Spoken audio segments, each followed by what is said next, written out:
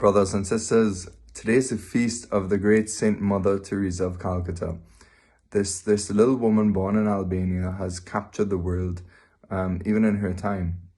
She captured the attention of the eyes of the media, of the wealthy, of the poorest of the poor, of everyone. There was something so profoundly attractive about her. And it was because she had a profound communion with the Lord that she radiated a light of Christ. She was full of God.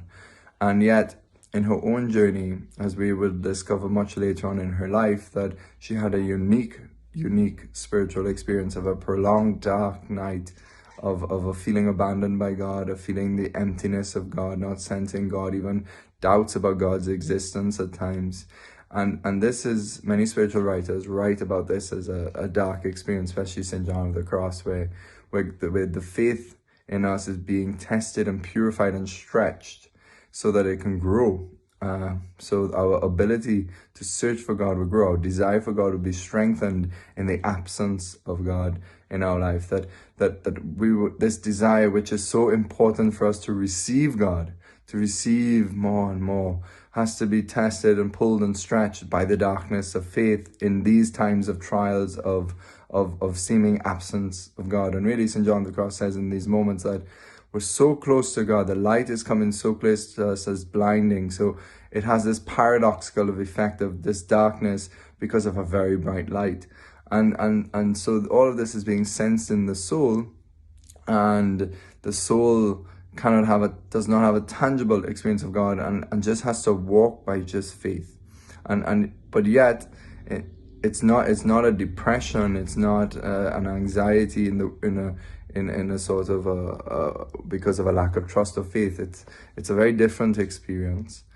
Sometimes it can accompany these other things as purifying experiences, but ultimately it's this sense that God is not there, but that one still knows that he is there in the midst of the darkness. And St. Teresa of Lisieux had a similar experience towards the end of her life, where she had so many temptations, modern temptations of the world, to say that God is not there, but she knew he was there.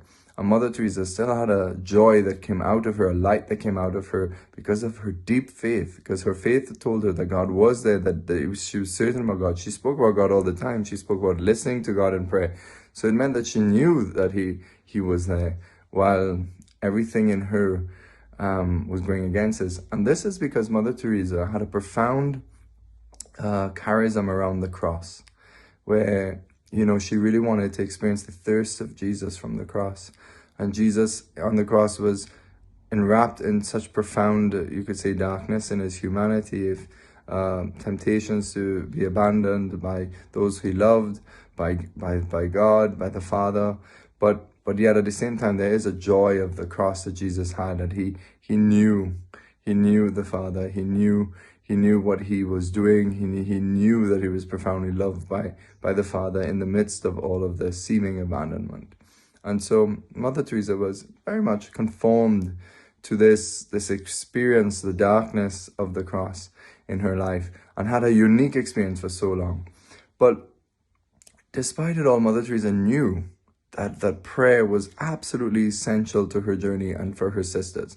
In fact, it was when they implemented Eucharistic adoration every day that their vocations went up. And she always attributed the increase in their vocations due to the worship of Jesus in the Eucharist. And she was a great missionary and ambassador for Eucharistic adoration throughout the world. She wanted to set up so many Eucharistic adoration chapels. She saw, typical to the saints and the mystics, they teach us and they help us to understand the power of things that we cannot see, or the power of simple prayer. And again, we have to really remind ourselves that prayer is a real work. It's a real activity. It's a real contribution to the world. No less real than doing all the tangible things we could see with our eyes. And so Mother Teresa, profound woman of prayer and sanctity, that, she teaches us so many things, that, you cannot give yourself unless you're first given over to God in prayer, so that you can receive him to then bring him into the world. My good friend and brother, Father Ignatius, Schweitzer out in the States, the Dominican, you know, he just wrote an article to lay Dominicans, and he mentioned this in the conference we had at Ave Maria, but he said, you know, the Dominican motto is to contemplate and to pass on the fruits of contemplation. That's often what the English translation is.